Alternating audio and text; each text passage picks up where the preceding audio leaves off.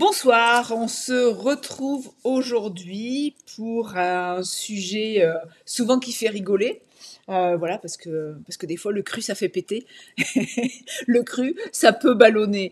Et nous recevons ce soir Marie pour nous parler donc pourquoi le cru fait-il gonfler le ventre. Je lance le jingle et on se retrouve juste après.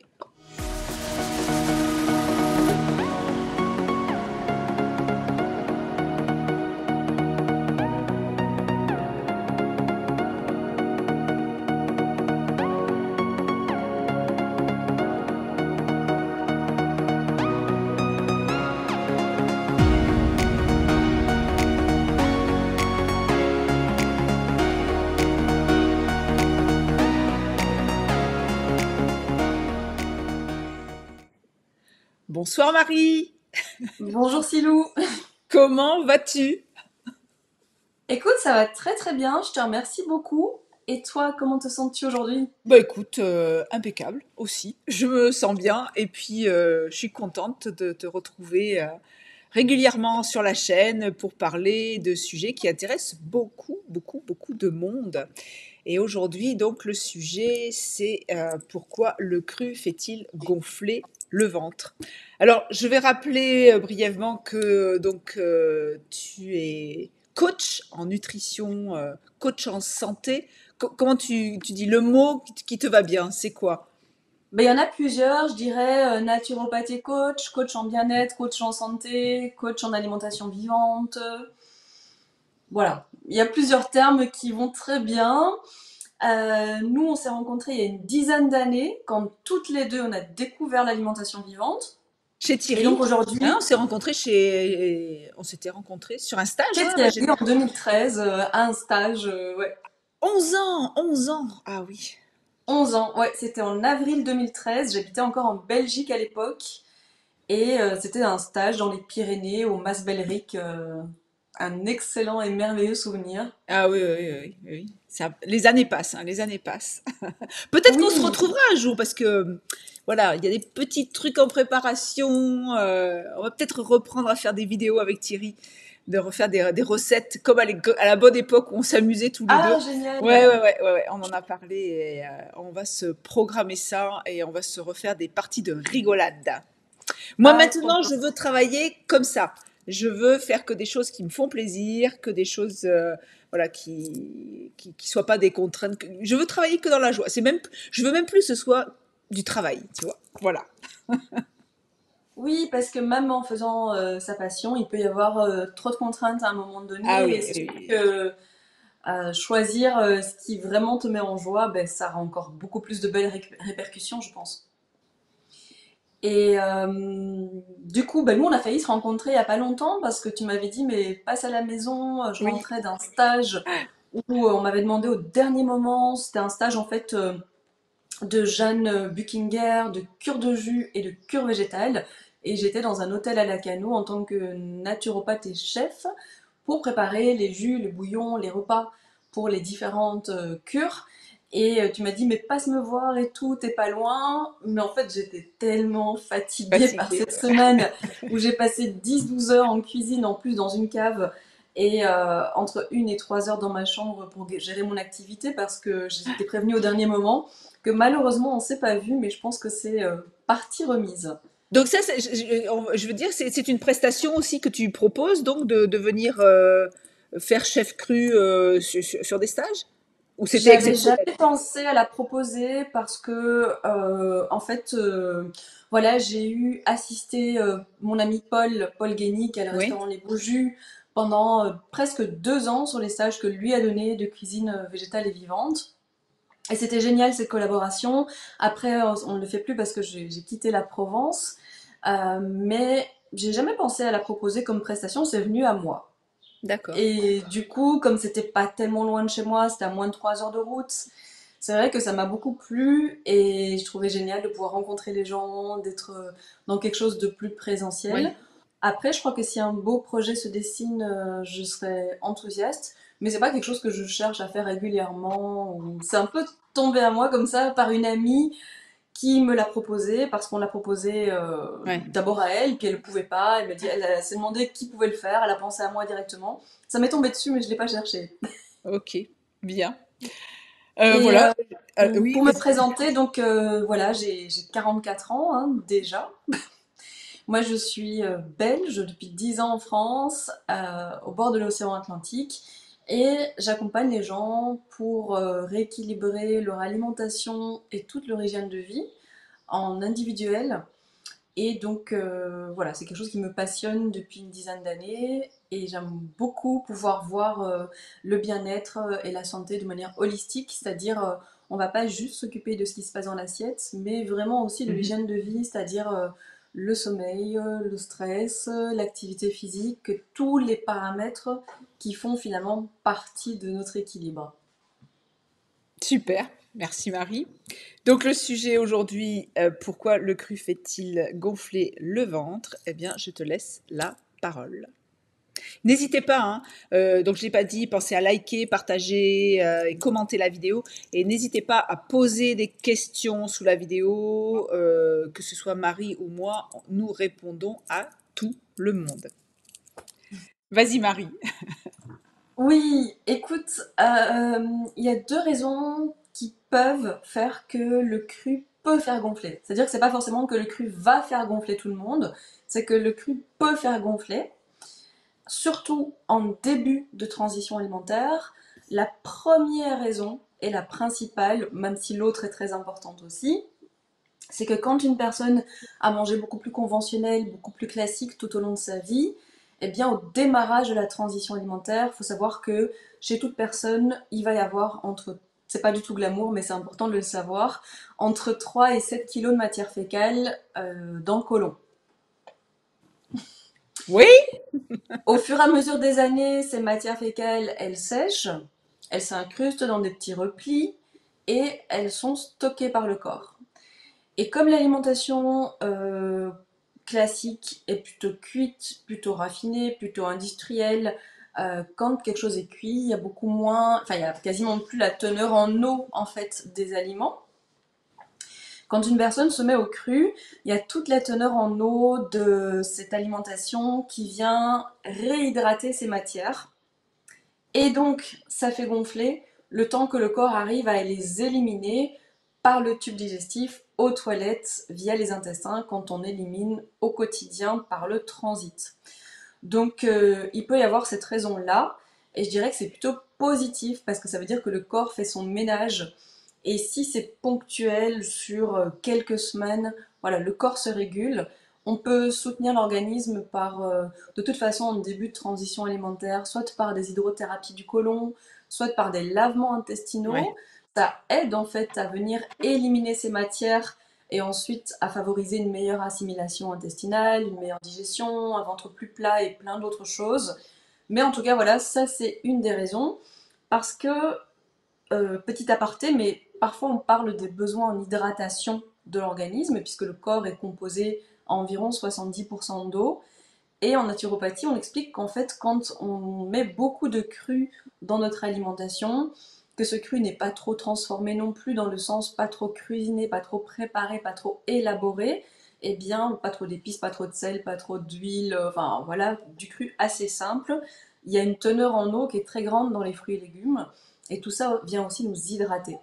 Et donc là, dans cette problématique, c'est que, enfin, c'est pas une problématique, c'est un fait, c'est que l'eau des fruits et légumes vient réhydrater ces matières pour aider le corps à faire son ménage.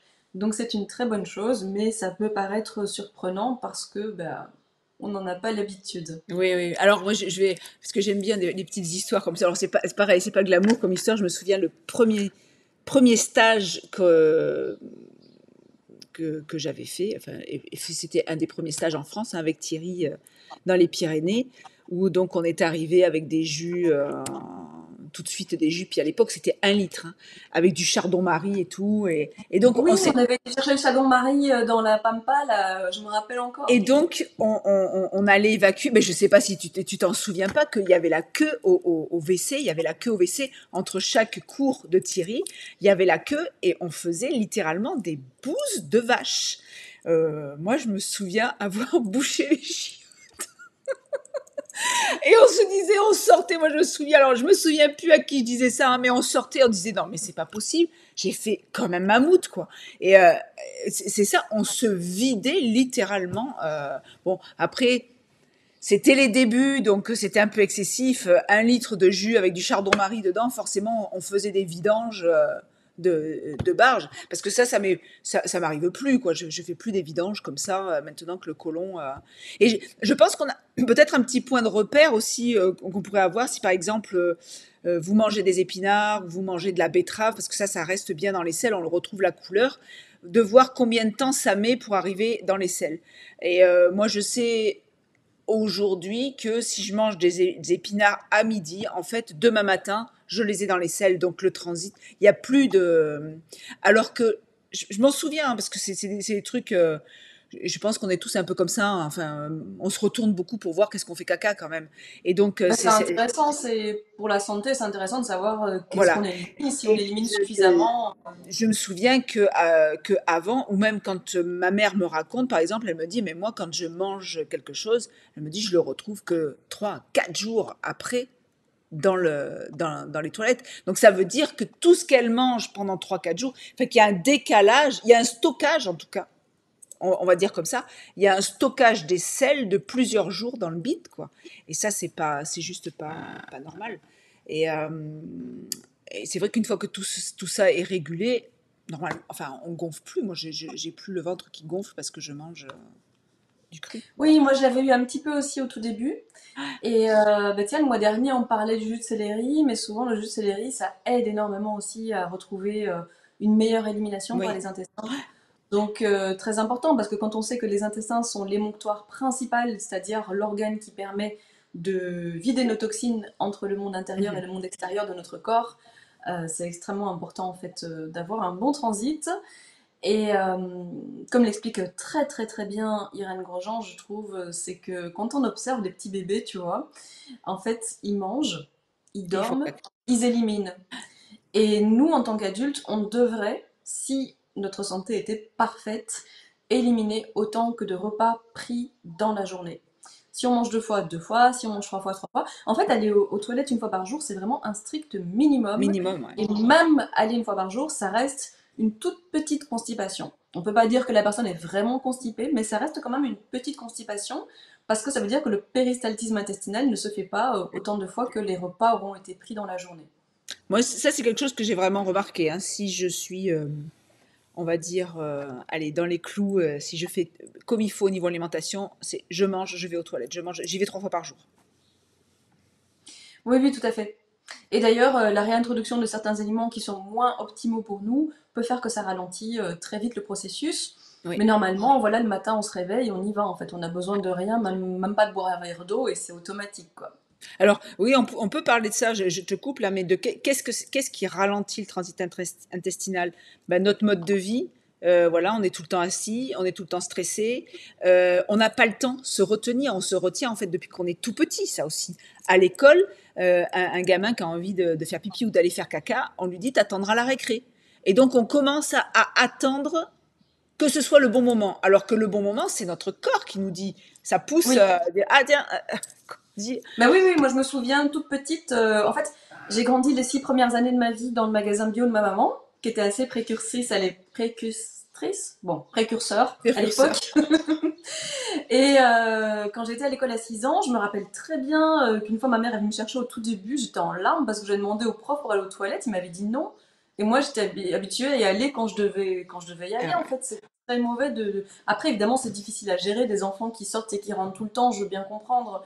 Mais en tout cas, Ben oui, mais enfin, c'est déjà depuis tout petit, on les empêche d'exprimer des choses qui sont Oui, naturelles, quoi, hein, avoir envie sans de. compter que j'ai eu quand même beaucoup de témoignages de personnes pour qui, soit à l'internat, soit à l'école, en primaire, en secondaire, au lycée, enfin bref, en fait, se retenaient même davantage que ça, parce que les toilettes des écoles sont tellement dégueulasses. Moi, j'ai connu une petite fille d'un ami qui, à l'âge de 10 11 ans, n'y allait jamais à l'école. Parce qu'en fait, c'est dans un état de non-propreté inimaginable. Et donc, il y a des gens comme ça qui deviennent des adultes constipés à cause de ça. Bref, C'est on va pas. non, mais c'est important d'en parler aussi, mais c'est vrai que c'est inadmissible, quoi, des toilettes. Pourquoi les toilettes? Et en France, les toilettes publiques sont globalement dégueulasses. On en avait déjà parlé, il me semble, dans une vidéo. En Espagne, à chaque fois, tu rentres dans les WC, ça sent bon, il y a toujours du papier, c'est propre. En France, ça pue, c'est sale, et souvent il n'y a pas de papier.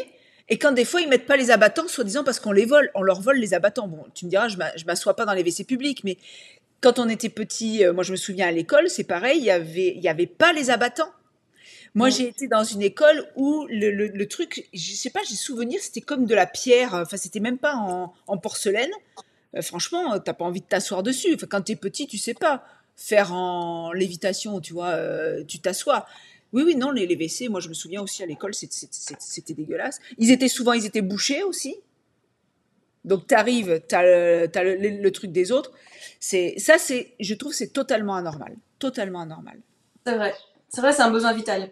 Et tiens, quelque chose qui aide énormément, qui est peu connu quand même encore à aller mieux évacuer au quotidien, c'est d'utiliser un petit tabouret.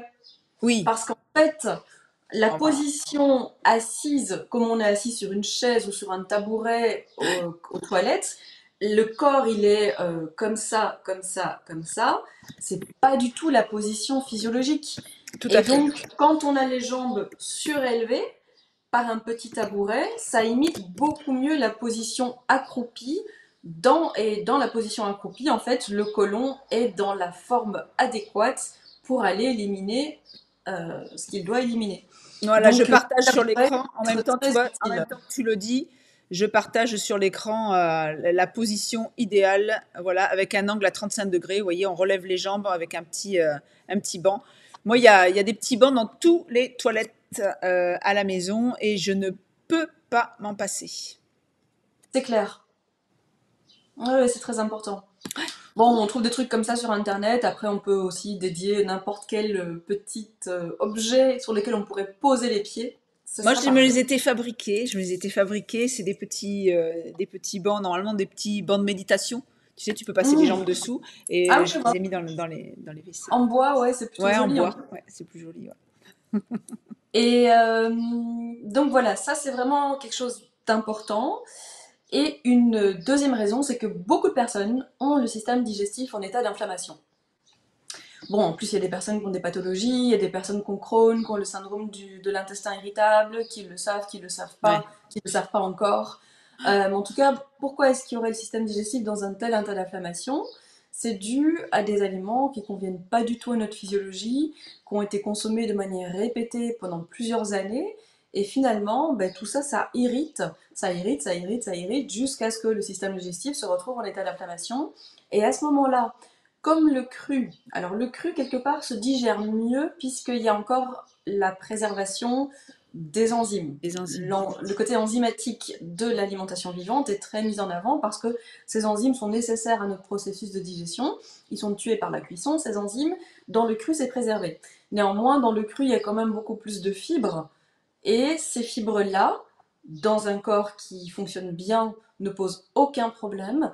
Mais pour les personnes qui ont le système digestif en état d'inflammation, légère ou moins légère, eh bien c'est ça qui va faire que ça peut gonfler. Donc à ce moment-là, il faut savoir que déjà rien de ce type de réaction n'est forcément définitif, que si on prend les choses en main et qu'on modifie le terrain, l'hygiène de vie, eh bien le corps voilà, peut retrouver un bon confort digestif avec le cru. Par contre, il faudra peut-être un peu de temps, hein, parce que si pendant les 40 dernières années, ça a généré ce résultat-là, faut pas s'attendre à ce que ça change en 10 jours non plus. Mhm. Mais voilà, avec un peu de temps, on peut rééduquer notre système D'où digestif. l'intérêt d'introduire les jus quand on change dans cette alimentation, parce que dans les jus, il n'y a pas les fibres. Tout à fait, Et donc, on va rééduquer son côlon progressivement et pas l'encombrer avec toutes ces fibres crues qui génèrent effectivement de la fermentation avec tout à les fait, bactéries présentes dans l'intestin qui se disent waouh, parce qu'en fait, les bactéries, elles vont s'accrocher à ces fibres pour essayer de les digérer. Mais comme ça arrive en quantité et qu'elles n'étaient pas habituées, bah, ces bactéries, quand elles sont en activité, elles produisent des gaz En fait, Hmm. c'est le résultat de leur métabolisme, hein, c'est ça. Et donc, Oui. voilà, ça fait gonfler. Et c'est vrai que on joue du clairon. Oui, oui, oui. Et souvent, quand les personnes découvrent l'alimentation vivante, ou majoritairement vivante, hein, puisque c'est plutôt ça dont on Ouais, parle, eh bien, si elles ont des réactions comme ça, elles se disent: oh là là, cette alimentation n'est pas faite pour moi. c'est ça. C'est pas que c'est pas faite pour elles, c'est plus que le timing de transition doit être beaucoup plus long, beaucoup plus C'est ça. adapté. De toute façon, on est tous différents et il faut vraiment personnaliser les choses, être à l'écoute de son corps. Et en fait, pour ces personnes-là, il y a vraiment trois choses qui peuvent aider. C'est premièrement de savoir que les fruits ont des fibres très douces. Donc normalement, les fruits ne posent pas de problème quand ils sont consommés crus. Ensuite, deuxièmement, ben, pour bénéficier des nutriments des légumes crus, il faut les passer en jus. Enfin, c'est pas que c'est intéressant d'avoir les jus en complément de notre alimentation pour tout le monde, mais pour ces personnes-là, les Mhm. crudités devront être consommées sous forme de jus de légumes dans un premier temps. Et les fruits, en dehors des repas, peut-être pour ces Oui, les personnes qui fruits vont. tout seuls, ou en tant que Voilà. petit déjeuner, ou en premier repas de la journée, ou alors, enfin, de toute façon en dehors des repas. Ils doivent être pris tout seuls ou avant un repas. Et aussi de pouvoir manger du coup des légumes, mais en cuisson douce à la vapeur. Ouais. Parce que la vapeur douce va attendrir les fibres et ça va beaucoup mieux convenir au système digestif de ces personnes-là dans un premier temps, qui auront besoin de plus de cuisson à la vapeur que les autres et qui pourront introduire moins de cru dans un Mhm. premier temps que les autres. Après, il y a aussi des associations alimentaires qui vont être Ouais. très importantes à connaître. Et en ce sens, il me semble qu'on avait fait une vidéo ensemble sur l'ordre du bol alimentaire, donc essayez d'aller la voir si vous ne l'avez pas encore vue pour ne pas faire cette vidéo aussi trop longue.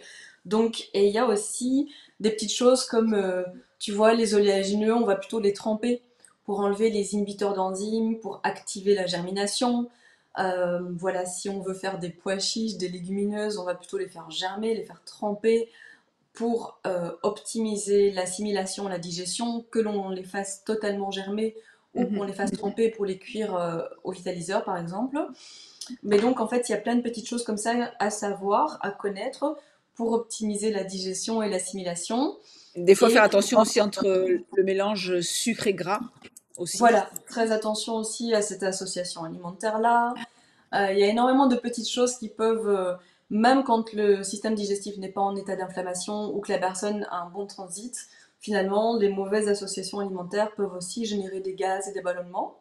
Après, Et il y a aussi des légumes qui génèrent automatiquement. Donc, je sais par exemple, si on mange des artichauts, par exemple, bah, alors là, même qu'on soit au cru, un artichaut cuit, hein, là je vous parle d'un artichaut cuit, on ne peut plus en manger ni l'un ni l'autre. Donc ça nous fait vraiment. Les topinambours aussi, j'adore ça, c'est quelque chose que je ne peux plus, absolument pas manger, ça me donne des douleurs abdominales. Donc voilà, après il faut se connaître, hein, parce que ça c'est chacun, il y en a d'autres, ça va passer. Et donc, oui, moi ça passe très bien, l'artichaut cuit à la vapeur, ça passe très ah oui, bien. ça passe J'ai très mis bien. longtemps à aimer ça, mais ça passe super. Moi, par Et en exemple, fait aussi, le chou cru passe très bien. Je sais qu'il y a des personnes, le chou cru ne passe pas.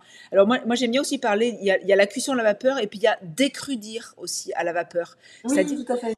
on met son légume, on va pas le cuire 15 minutes à la vapeur, c'est 5 minutes. C'est juste histoire d'attendrir l'extérieur, de le réchauffer un petit peu. À l'intérieur, ça reste croquant. Et ça, c'est aussi, je trouve, une bonne alternative quand on a des problèmes digestifs. Tout à fait. Et d'ailleurs, je trouve ça génial, par exemple, avec les spaghettis de légumes, tu vois, parce que les spaghettis de courgettes, de carottes, de betteraves, patates douces, etc., on peut les manger crus selon l'épaisseur du spaghetti. Mais on peut aussi les passer à la vapeur pendant 3 4 minutes. Ça Ouais. suffit amplement à attendrir ces spaghettis. Et du coup, ça, c'est une excellente manière de procéder. Et il faut savoir que notre corps aussi va stocker pas mal d'air dans les petits interstices du côlon.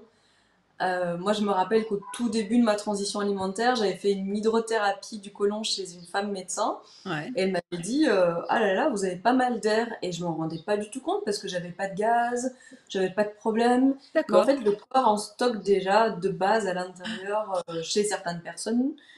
Euh, et pour toutes les personnes qui ont vraiment tout mis en place, mais que ça continue, il y a aussi des plantes qui sont très efficaces pour aider à ne plus avoir de gaz et de ballonnement. Je pense notamment au Carminative, c'est ça, charbon. je crois, hein, des plantes carminatives, Oui, le nom. Ouais. après il y a aussi le charbon végétal activé. Oui. En fait, c'est du charbon végétal, donc en poudre. Ça existe en comprimé, je ne savais pas, mais bon, dès qu'il y a une plante qui est efficace, certaines personnes les créent en comprimé pour les vendre sous un format plus facile à prendre. Sauf qu'en fait, ce qui fonctionne avec le charbon, c'est la porosité. C'est le fait que la poudre a une porosité.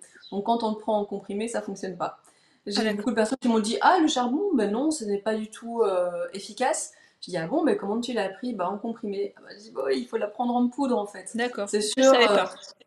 c'est moins pratique à prendre, mais c'est pas non plus très compliqué. Et la porosité de cette plante en poudre va vraiment permettre de capter dans le système digestif les toxines, les gaz, etc. et de les éliminer. Donc de pouvoir retrouver un bon confort au niveau du ventre. Ok, super. Bah écoute, je crois qu'on a fait le tour, non, de ce qui faisait ballonner, et puis donner quelques astuces. Je sais pas, j'entends parler, je sais pas si j'ai une vidéo qui tourne quelque part. J'entends, t'entends pas parler, toi? Non. Non. Bon. Et aussi, au niveau symbolique, tu vois, gonfler, c'est Ouais. regarder aussi peut-être au niveau symbolique s'il n'y a pas des choses qui vous gonflent dans la vie. Euh, Là, parce que je tout le monde va trouver quelque chose qui le gonfle, hein. Le mari, les enfants, le travail, les non, soucis. mais c'est vrai que ça peut jouer aussi, hein, c'est sûr. Hein, notre corps, il a toute une Et puis on l'a bien réaction aux alimenté, ça gonfle, émotions, ça au gonfle. stress. Le stress peut faire gonfler aussi. Ouais. Peut-être pas ballonner vraiment au niveau du système digestif, mais le stress peut faire gonfler. Parce que le stress va générer une production de cortisol très haute et ça peut faire gonfler. Après, la viande aussi, hein, les gens qui consomment de la viande en excès, on n'est pas équipé au niveau enzymatique pour digérer beaucoup de viande. Donc, les gens qui mangent beaucoup de viande, ben, souvent, euh, je vois beaucoup, hein, les hommes qui sont carnivores, ils ont souvent un gros ventre et à mon avis, ils pètent souvent. Et oui, la viande, et en plus, souvent, c'est mélangé avec des féculents. Ouais. Alors que quand les personnes ont envie de garder le poisson ou la viande dans leur alimentation, bah surtout mélanger avec des légumes. Mais pas de protéines animales avec des féculents. C'est pas digeste du tout, du tout. Super. Marie, est-ce que je vais faire un petit tour, on va remontrer ton site internet. Donc Ginger Joy Marie, si vous souhaitez être coaché, avoir des idées, de l'aide pour perdre du poids, pour retrouver la santé, pour retrouver de l'énergie, eh bien, n'hésitez pas à consulter Marie et ses coachings sur Ginger Joy Marie. Vous avez le lien sous la vidéo et vous pouvez également poser des questions à Marie directement sous chaque vidéo que je fais avec elle, puisque tu vas lire Oui, les commentaires et tu prends la quand la peine vidéo sort, j'y retourne deux, trois fois, lire les voilà, commentaires. et tu prends la Je dis pas peine que je suis d'aller retournée répondre. tous les jours voir la vidéo d'il y a un an, mais en tout cas, voilà, Oui, j'y vais souvent quand voilà. même. Sur le moment, en fait, quand ça sort, c'est vrai que Mm. réponds aux gens. Et donc, si vous souhaitez la contacter, pas de souci. Marie, je Merci te dis Lou pour ce moment partagé.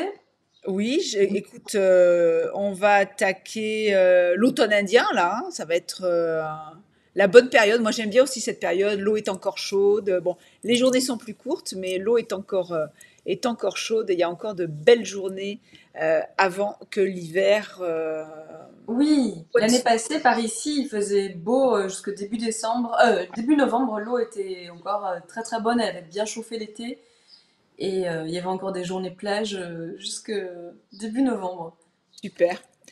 Marie, je te fais un gros bisou. Je vous remercie à toutes et à tous d'être présents. Je vous le redis, pensez à liker, commenter et partager cette vidéo. Et puis, je vous dis au mois prochain. À très bientôt. Merci Silou, je t'embrasse également, gros bisous. Merci. À Bisous. Ciao. bientôt. Salut.